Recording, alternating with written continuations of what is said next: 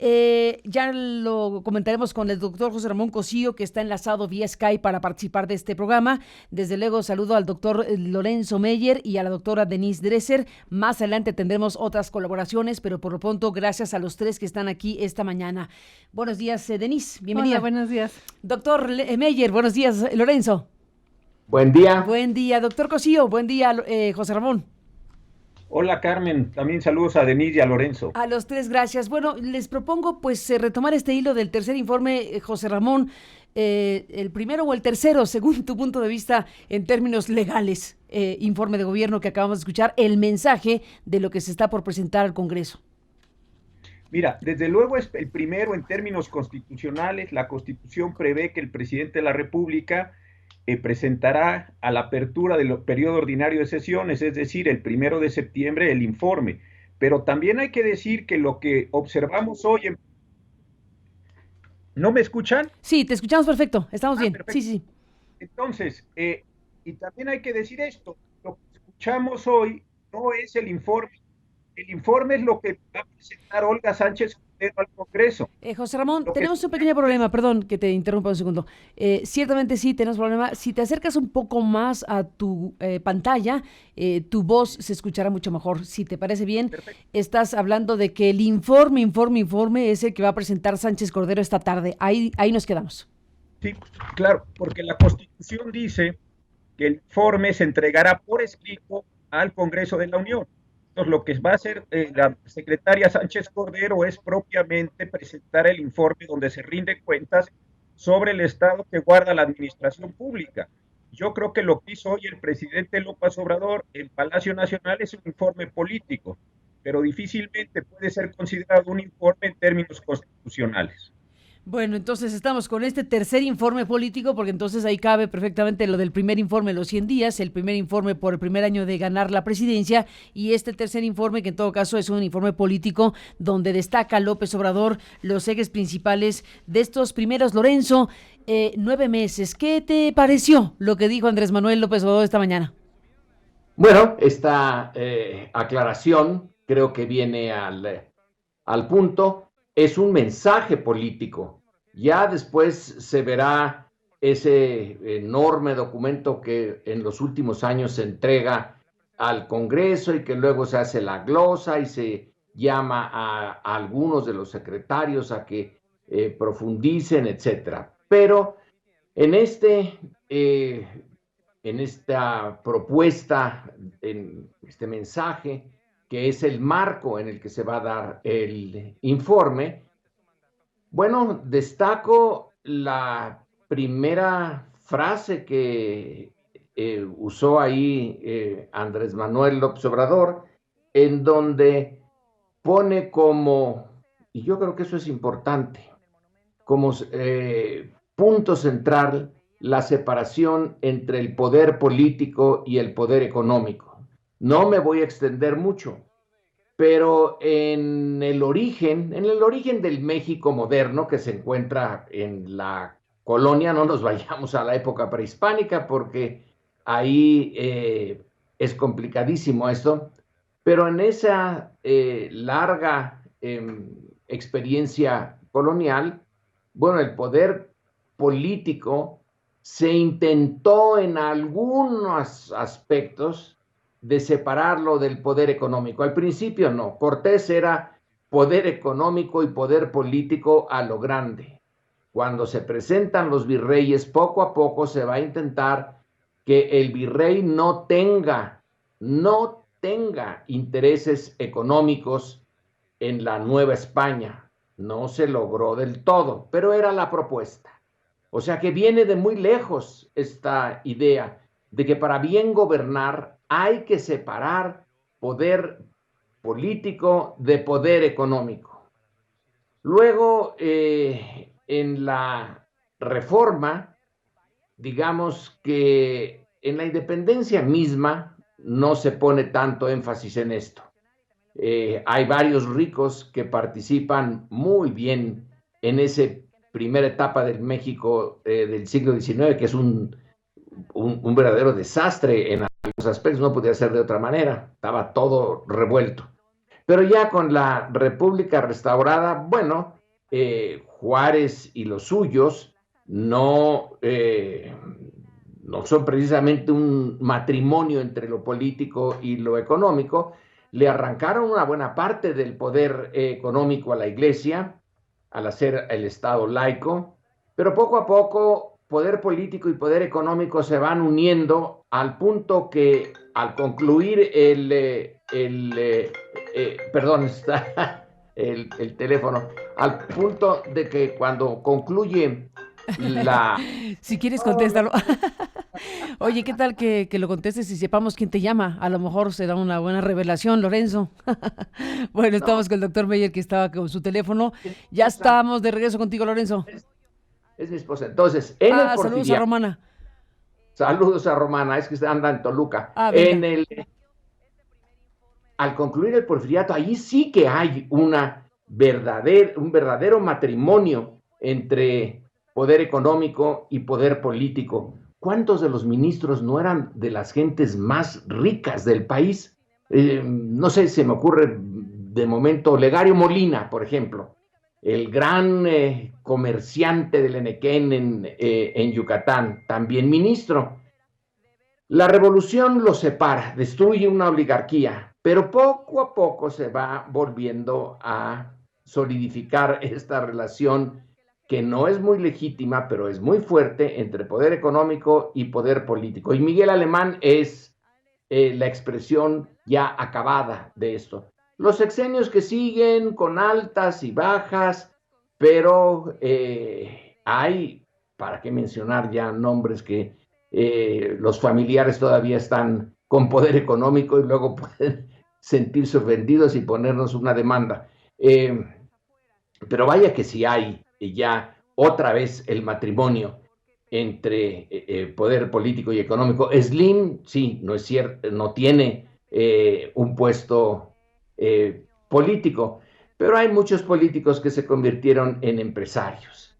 Entonces, ahora en lo que se supone que puede ser un cambio de régimen, que Andrés Manuel quiere que sea un cambio de régimen, esta idea de separar otra vez, poder político de poder económico, bueno, es una idea interesante.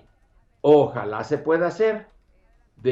Por otro lado, hay en este mensaje político en Palacio Nacional un buen reconocimiento a ciertos empresarios, en particular a Slim y luego al Consejo Coordinador Empresarial y al Consejo Mexicano de Negocios. Se trata pues de no pelearse con ellos, pero sí de insistir en que la separación otra vez se va a intentar. Y yo creo que es una separación muy sana. No sé si se pueda lograr, pero con esto se inicia el mensaje y me parece que vale la pena enfatizarlo. ¿Qué dices, Denise, de lo que escuchamos hace unos momentos en voz de Andrés Manuel López Obrador? Veo un primer o tercer informe muy congruente con lo que ha sido la postura presidencial, su diagnóstico del país. Este país de privilegios, de desigualdad, de corrupción, y está mandando el mensaje vía el informe de lo que quiere ir una verdadera transformación. Y me parece que en el informe hay mensajes muy positivos. El más importante para mí es el entendimiento por parte del presidente de los abusos y las ausencias del Estado mismo. Los abusos que tienen que ver con la casta dorada, los privilegios, las ausencias del Estado en términos de reconocer a las víctimas de la violencia, reconocer las causas profundas detrás de la desigualdad y de la concentración de la riqueza. El informe es congruente con esta visión de México en la cual el gobierno, después de muchos años de no hacerlo, centra su atención en donde no había estado en más de 35 años, que es la desigualdad, la pobreza, la subclase permanente de 53 millones de pobres, y habla de toda una serie de iniciativas y programas encaminados a ese objetivo central, que es hacer un país más justo y menos desigual. Y por eso la narrativa incluye jóvenes construyendo el futuro, sembrando vida, el rescate del campo, todo eso que me parece loable en términos de su intencionalidad. Pero lo que también veo en el informe, junto con esto positivo, es que es muy difícil compaginar, por lo menos en este primer año, los dichos con los hechos. Que hay una serie de anuncios que no se pueden verificar o que se contradicen en la realidad. Uno muy claro, que se ha separado el poder político del poder económico. Pues si eso fuera cierto, veríamos toda una serie de políticas públicas encaminadas a robustecer la regulación, promover la competencia, desmantelar los monopolios, evitar el favoritismo y la discrecionalidad vis-a-vis ciertos empresarios que han sido emblemáticos en esta colusión histórica del poder político con el poder económico. Y al contrario, lo que hemos visto en las últimas semanas, pues ha sido el incremento de las adjudicaciones directas, el que Salinas Pliego gane por adjudicación directa el seguro para los policías en la Ciudad de México, incluso esta negociación en torno al gasoducto que muchos celebran porque tuvo un final feliz. Pues tuvo un final feliz después de una negociación discrecional tras bambalinas en la cual todos ganaron, pero no es que se hayan establecido nuevas reglas del juego entre el Estado y el sector privado. Parecería que estamos reemplazando una forma de discrecionalidad por otra forma de discrecionalidad. Y el siguiente tema, el anuncio de que se ha acabado con la corrupción. Pues ojalá eso fuera cierto y ojalá fuera producto de un sistema nacional anticorrupción robusto, con magistrados anticorrupción. Sí, vemos a una unidad de inteligencia financiera muy activa, vemos a un fiscal general de la República muy activo en temas específicos y en torno a personas específicas. Yo quisiera ver algo mucho más sistemático e institucionalizado. Y para muchos, creo que al escuchar esa frase de que se ha acabado con la corrupción y ver el espaldarazo presidencial a Manuel Bartlett, uno de los pocos funcionarios a quienes el presidente señala públicamente en el informe, después del reportaje sobre las 25 propiedades adquiridas a lo largo de su paso por la función pública, aunque la secretaria de la Función Pública haya dicho, pues las adquirió cuando no era funcionario, pues el hecho es que mintió en su declaración patrimonial y eso me parece que al mínimo debería ser investigado. Entonces, creo que aquí estoy poniendo sobre la mesa dos incongruencias. Veo más y lo que me preocupa es la dificultad también de auscultar y revisar y contrastar toda la serie de cifras y datos que el presidente proveyó, porque en este sexenio, en lo que llevamos de él, se está volviendo mucho más difícil acceder a datos gubernamentales, porque no hay cifras, no hay padrones, no hay estudios con los cuales se puedan verificar las palabras del presidente. Doctor José Ramón Cosío, ¿cómo viste este mensaje que acabamos de escuchar esta mañana de domingo? Mira, con mucha franqueza lo vi como una mañanera muy grande, con más datos, leyendo en un ámbito parecido al anterior, pero creo la verdad que, y coincido en mucho con lo que decía Denise, no nos aportó una gran cantidad de datos. La función del informe presidencial, más allá de si es el primero o el tercero, es que se nos diga a los mexicanos y sobre todo a los miembros del Congreso de la Unión cuál es el estado que guarda la nación en la parte de la administración. Este me parece un asunto central. Decía el presidente, y con razón, que el 8 de septiembre tiene que presentar presupuesto de ingresos, ley de ingresos y tiene que darnos una idea de cómo va a conformar estas herramientas tan importantes. Pues la verdad es que con lo que hoy escuchamos, con este informe político, nos es muy difícil saber cómo se comportó la administración, qué es lo que se va a hacer. Me parece que el presidente nos ha dado una vez más una información o un informe muy performativo, es decir, creyendo que al decir las cosas ocurren. Ha terminado la corrupción, pero ¿cómo es que ha terminado la corrupción si ha habido en los últimos días actos, inclusive actos de personas que están vinculadas a su gobierno en ese sentido? ¿Cómo se puede decir que ha terminado la impunidad cuando la impunidad pasa por sanciones penales o sanciones administrativas y se ha hecho muy poco, francamente, muy poco para mejorar el sistema de procuración y de impartición de justicia en la parte que tiene que ver con los procesos?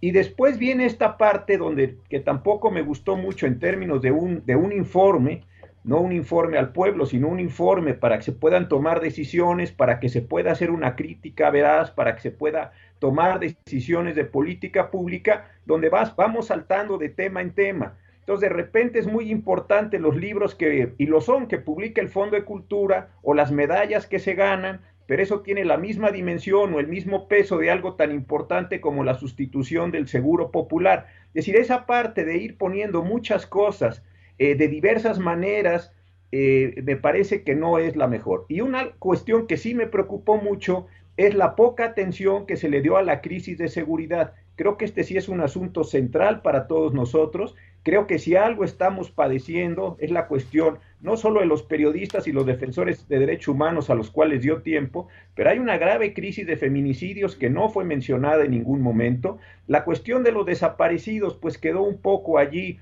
poco clara. Ayer declaró en el periódico, o lo leí en el periódico, que iba a promover una ley de amnistía. Se dijo muy poco de esa ley de amnistía. Es decir, me parece que es un informe, como hemos visto otros informes presidenciales, donde se acomodan los datos para dar una narrativa correcta, una narrativa de que las cosas van bien, cuando pues desafortunadamente no van tan bien. Yo no es que esté en contra de lo que dijo, pero sí me hubiera gustado ver algo más de autocrítica y algo más de puntualizaciones respecto a acciones específicas que va a tomar su administración.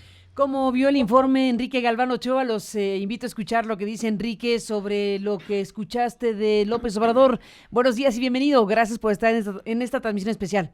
Muy buenos días a todos. Vi que el tema económico y financiero ocupó en términos de tiempo y número de palabras una mayor extensión que los demás temas. Y sí, como dice el doctor Lorenzo Meyer y Denise, sobresale esta frase de la separación del poder económico del político. Pero separación no significa rompimiento, tampoco enfrentamiento. Lo que hemos visto en estos meses del gobierno de López Obrador es un viraje hacia el sector privado. Hay episodios muy amargos en su carrera política de enfrentamiento con lo que él llamó la mafia del poder. Y ahora vemos un cambio muy importante porque yo no recuerdo que ningún informe de ningún presidente antes se hubiera mencionado por su nombre a los empresarios que él mencionó hoy. A Carlos Slim, presidente del grupo Carso. Esto fue en el contexto del tema de las empresas gaseras. Mencionó a Carlos Salazar Lomelín, presidente del Consejo Coordinador Empresarial, Antonio del Valle, presidente del Comité Mexicano de Negocios. Mencionó y lamentó que no hubiera sido invitado Carlos Bremer, el empresario que compró la casa del comerciante chino-mexicano Cenil Yegon. Y también aprovechó López Obrador para marcar las diferencias entre la economía liberal o neoliberal y la economía moral. Sus postulados sobre economía que aparecerán en un libro que tiene en preparación. Atribuye a los gobiernos neoliberales el atraso económico de México, prácticamente todas las desgracias del país. Dijo que es falsa la idea de que el Estado no debe participar en la conducción económica y que las empresas se encarguen de la tarea de repartir la riqueza. Y a propósito de lo que mencionó el doctor Cosío, esos datos que él nota que hacen falta son los que vienen en los anexos del informe y suelen pesar estos libros varios kilos. Reconoció López Obrador, y además no le quedaba de otra, que la economía está creciendo poco, muy poco, pero todavía no se ha declarado un estado de recesión. Y dijo que el objetivo para el año 2024 es que la población viva en una condición de bienestar. También mencionó varios temas importantes, lo del aeropuerto de Texcoco, este aeropuerto que se canceló y que ha despertado tantas críticas dentro y fuera de México, va a ser sustituido por un sistema que comprende Santa Lucía, el aeropuerto actual y Toluca. Ya se pagaron bonos a quienes prestaron dinero y a las constructoras. Mencionó que ha crecido la inversión extranjera, el superávit del presupuesto, el primario va a ser de 1%, la inflación que se mantiene bajo control de 3.8%, y desde luego el tema del peso ha resistido fuertes presiones, pero se ha mantenido más o menos estable. Este mes de agosto le fue muy mal al peso mexicano junto a las divisas de América Latina. En fin, el presidente pintó un panorama bastante bueno, dice que la economía está bien y de buenas, aunque hay muchos problemas, y él además menciona que no se han subido impuestos, que no ha habido gasolinazos, etcétera, etcétera, y la recaudación de impuestos sí ha aumentado considerablemente. No lo menciona este mensaje político, pero yo ayer leí en los periódicos que ha hecho un ahorro por 500,000 millones de pesos, es $500 millones. Yo quisiera saber, ese dato sí hizo falta, y es importante que lo aclare, cómo es que ha conseguido tamaño ahorro y sobre todo, cómo es que lo va a invertir y con qué controles. Carmen. Pues ahí está Enrique Galván Ochoa, esta revisión que hace sobre este mensaje del primer, o con motivo del primer informe de gobierno del presidente López Obrador. Gracias por estar aquí, Enrique, y seguimos en contacto. Muy buenos días. Buen día. Gracias por estar aquí, a Enrique Galván Ochoa. Les propongo, Denise Lorenzo, que escuchemos al doctor Cosío. ¿Qué has podido revisar, doctor, de esta iniciativa que está por presentarse? Mira, no la he podido ver porque seguramente la van a presentar, como dices tú, el día de hoy o el día de mañana. Entonces, no la he podido ver. Pero hay que recordar, el Congreso de la Unión es el único que puede otorgar las amnistías. El presidente puede otorgar indultos, pero estas son condiciones individuales. Las amnistías se emiten por ley o se establecen por ley del Congreso de la Unión respecto de los delitos federales. Y desde luego hay que poner las condiciones generales para las cuales todas aquellas personas que se encuentren en una misma condición puedan ser amnistiados conforme a ese ordenamiento.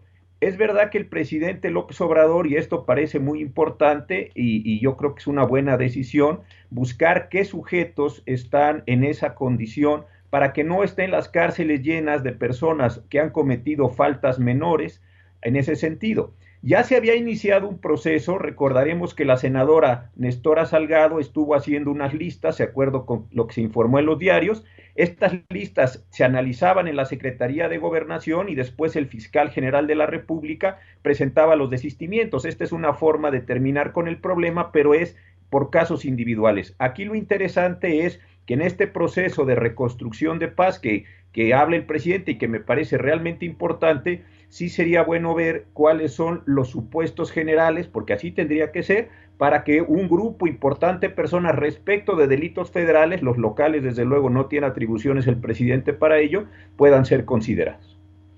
Denise, ¿qué piensas? Aquí, entre las cosas que ha dicho, por ejemplo, Alfonso Durazo, como datos duros, es que hay 7,000 presos indígenas, 7,000 presos indígenas, hay solo 25 traductores, hay 7,000 presos indígenas, hay, desde luego, pues una situación tremenda. Es una franja del conjunto de cosas que podrían estar involucradas en esto que se conoce como ley de amnistía y las medidas que se están anunciando para enfrentar también, para procesar diferente el tema de las desapariciones en México, que se cuentan por decenas de miles. Esto que ocurrió del viernes para acá, pues es un tema central de los 9 meses y de la vida del país. Yo creo que la ley de amnistía, en términos filosóficos, es algo loable, aplaudible. Es, de hecho, algo que están haciendo muchos estados en Estados Unidos que están aprobando leyes a nivel estatal, donde se están liberando de las cárceles a personas por posesión de marihuana, por ejemplo. Entonces, es algo que en principio creo que es congruente con la postura que este gobierno ha planteado desde el inicio. Pero hay una incongruencia mayor, porque la ley de amnistía se está promoviendo de manera simultánea con lo que muchos han llamado, y creo que con razón, el populismo penal, la mano dura que entraña el aumento de la prisión preventiva oficiosa para toda una serie de delitos que evidentemente esto va a tener implicaciones serias para pobres, indígenas, personas que van a acabar en la cárcel, por lo que evidentemente es una violación del debido proceso y algo que ha sido muy criticado desde el inicio de esta administración, que es tratar de resolver por la vía punitiva una serie de problemas que no se resuelven con mayor cárcel. De hecho, el presidente lo retomó en el informe, dijo, ahora habrá cárcel para esto, para más delitos, más cárcel, así se va a combatir la corrupción, así se va a acabar con la impunidad. Y yo creo que el ministro Cosío estaría de acuerdo con esto, el populismo penal no te lo resuelve, al contrario, tienes una ley de amnistía que va a soltar, ojalá, a mucha gente por delitos menores, y luego tienes la prisión preventiva oficiosa que va a meter a la cárcel a mucha gente que no debería estar ahí. Y otra gran ausencia en el informe fue pues la llamada ley Garrote, la llamada ley Bonilla.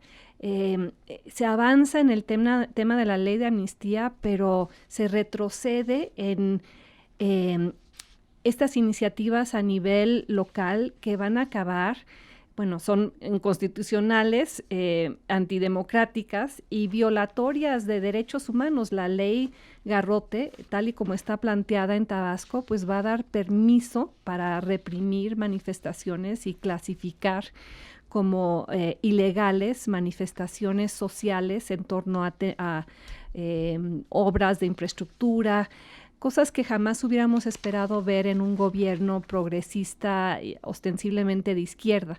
Entonces, por una parte, pues palomita para la ley de amnistía, aunque hay que ver exactamente qué contiene, y tache para otro tipo de iniciativas que no van a fortalecer derechos, van a acabar cercenándolos. Bueno, estamos también, doctor Meyer, además de este que me parece que es muy importante y seguramente tendrás opinión al respecto, pero entrando en la recta final de esta transmisión especial, se destacan también cosas muy relevantes de estos 9 meses. El combate al robo de combustible sin duda marca este periodo y va a marcar al sexenio. Habló de que se ha reducido en un 94% el robo de combustible y no es poca cosa después de haber también dado el dato del cálculo que se hizo, se hace de la cantidad de recursos que se robaron de forma masiva en México por el robo de combustible. Entonces ahí deja un dato importante que es la recuperación de aproximadamente 50,000 millones de pesos y la reducción en un 94% del robo de combustible. Por un lado, está también toda la descripción que hace de los lujos han llegado a su fin, también la austeridad como una marca del gobierno de López Obrador, está el tema de los proyectos prioritarios que también describe ampliamente y una parte, doctor Meyer, que yo creo que es muy importante para el gobierno y para el país, que es el tipo de programas sociales con los cuales se están distribuyendo cantidades muy importantes de dinero público para los más desprotegidos. Dio también una ficha técnica, digámoslo así, de la cantidad de dinero que se ha repartido, de la cantidad de jóvenes que se han incorporado a este programa de Jóvenes Construyendo el Futuro, que son casi 1 millón de jóvenes que de no estar en ese proyecto, pues estarían, como él volvió a decir, de forma despectiva se les llama ninis. Estamos hablando de casi 1 millón de jóvenes en esta circunstancia. Y un dato que dejo también de los varios que se pudieron haber anotado a lo largo de este mensaje: de cada 10 hogares, dijo, a 5 les han llegado algún tipo de apoyo. De cada 10 a 5 le ha llegado algún tipo de apoyo. Y en comunidades indígenas, a 9 de cada 10. Bueno, una combinación de temas. Lorenzo, ¿cómo has visto todo este, recuento de temas? Bueno, es la combinación de temas, tienes razón, pero la combinación tiene sentido. Si el propósito de fondo es un cambio de régimen, ¿qué es un régimen político? Bueno, el régimen es la red de instituciones a través de las cuales se ejerce el poder. En este caso no hay mucho cambio, son las mismas instituciones del pasado, alguna que otra, este Instituto para el Bienestar, pero la Guardia Nacional sí es una institución nueva, pero en general se funciona con las mismas del pasado. En ese sentido, cambios de régimen violentos, por ejemplo, cuando la Revolución Francesa ya se deshace del rey, bueno, vaya que se cambiaron las instituciones. Cuando la Revolución Norteamericana antes también se lleva a cabo con la independencia, bueno, deshacen una buena parte de las estructuras institucionales que había puesto la relación con Inglaterra. En este caso, como no es un cambio violento, entonces tiene que permanecer el grueso de las instituciones. Como dijo, Guardia Nacional es una nueva, quitar el Estado Mayor Presidencial es otra institución, esta vez poner la Guardia Nacional es nueva, quitar el Estado Mayor es destruir una institución vieja. Pero la otra parte importante del cambio de régimen es el espíritu que guía a las instituciones. Y aquí creo que este mensaje político, que no informe y cuyos contenidos precisos han de estar en ese montón de páginas que no sé quién las va a leer todas, pero en fin, ahí están. El tema central es que el espíritu que guía al gobierno de Andrés Manuel y que quisiera que guiara a su cambio de régimen es uno, lo dijo en algún momento, yo creo que en referencia al poco o nulo crecimiento de la economía ahora y que está prácticamente en ceros. Dijo, una parte de el desarrollo es el crecimiento de la economía, pero otra parte importantísima es la redistribución de lo que genera esa economía. Y creo que aquí en la redistribución es donde está ahora, no sé si en lo que seguirá igual, el acento de lo nuevo. Aquí sí vuelve y además lo dijo, volvió a su eslogan, ese eslogan que tanto disgustó. Recuerdo muy bien en el 2006, por lo menos a los adversarios de Andrés Manuel. Hay una frase que sacó Milenio que no voy a repetir aquí, pero que él la puso en blanco y negro, que para una panista en la sede del PAN dijo, se acabó eso de primero no digo lo que dijo, pero se refería a esa gente que vive de no trabajar, que espera que pase la vida sin hacer esfuerzo. Esa era la visión que tenía en ese momento, que no sé si lo tenga ahora, en la sede panista. Aquí volvió a decirlo, primero los pobres.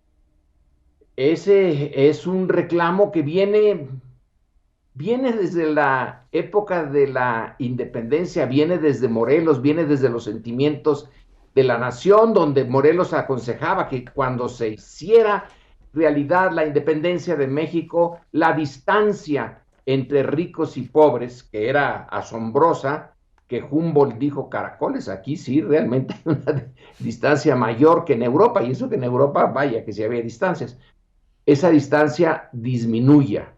Entonces, todos estos programas sociales que habrá que ver cómo funcionan en la práctica, pero el espíritu que anima ahora a las instituciones sí es de poner énfasis en, digamos, en los perdedores históricos de la evolución política de México. A la larga y después de tantos cambios y 2 o 3 revoluciones, depende de cómo se defina eso, sigue habiendo muchos perdedores. Aquí la idea es que las cargas que históricamente se colocan en la parte de abajo de la sociedad disminuyan un poco, que el Estado se haga cargo responsable de equilibrar las cargas de acuerdo con lo que es la equidad en cada época. No le podemos pedir al siglo XIX lo que hoy se ve como equidad, pero sí que la definición de lo que es una sociedad más o menos equitativa y que tiene ejemplos concretos, los de siempre, ¿verdad?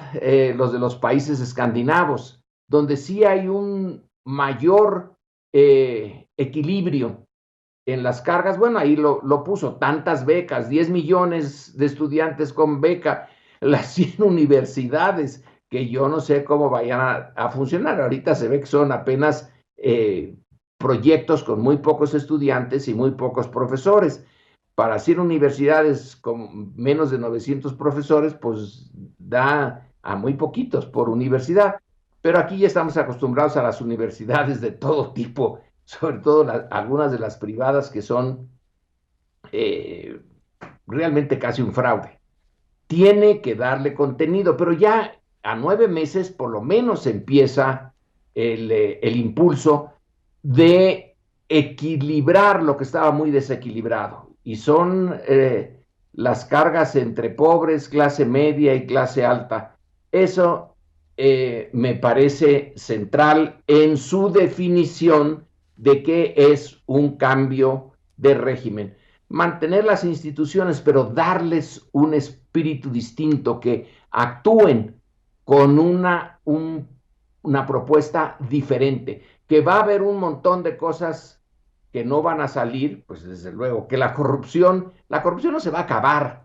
Es supongo yo, una manera de hablar, ni otra vez, ni en los países escandinavos se ha acabado, pero se trata de cosas relativas, que no sea un mal tan dominante como es ahora.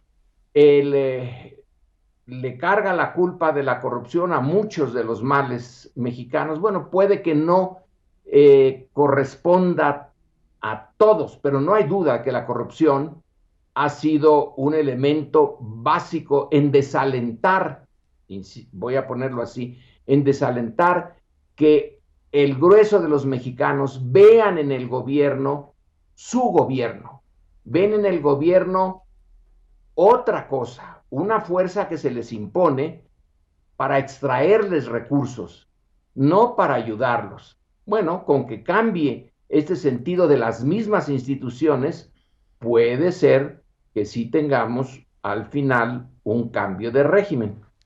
Pues sí, sería un punto principalísimo, y ese es parte precisamente de lo que está envuelto en esto que se llama la 4T, que así la ha bautizado el presidente de la República. Y bueno, se nos acabó el tiempo. Les propongo, gracias doctor Meyer por tu presencia como siempre, les propongo al doctor José Ramón Cosío y Denise Dresser, a los dos, 1 minuto para cerrar. ¿Con qué te despides, doctor Cosío? Mira, me despido con, desafortunadamente, que regresamos a muchas de las consideraciones que ya hemos escuchado. Yo esperaba, francamente, ver un sentido más autocrítico en el informe del presidente.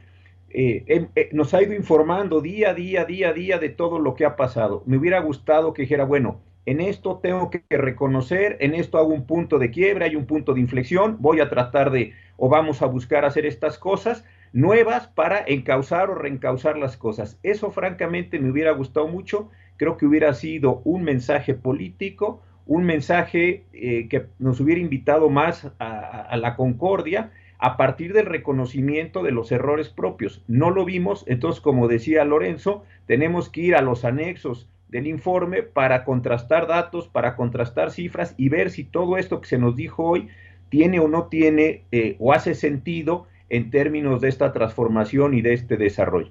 Esa parte, como un faltante, me hubiera gustado muchísimo verlo y desafortunadamente no lo vi. Seguiremos hablando, doctor Cosío, en los espacios de este programa. Gracias por estar aquí esta mañana en esta transmisión especial. Denise, ¿con qué te despides? Pues que vi en el primer informe una constatación de una voluntad de transformación, de una vocación de transformación, pero entre ese discurso y la realidad de lo que está ocurriendo a nivel, digamos, del suelo, hay todavía una gran distancia.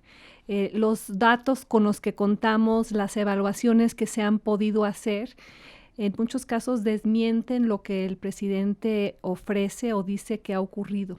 Y creo que el gran reto para él en los próximos 5 años va a ser hacer compatible la oferta con lo que su gobierno en realidad está haciendo.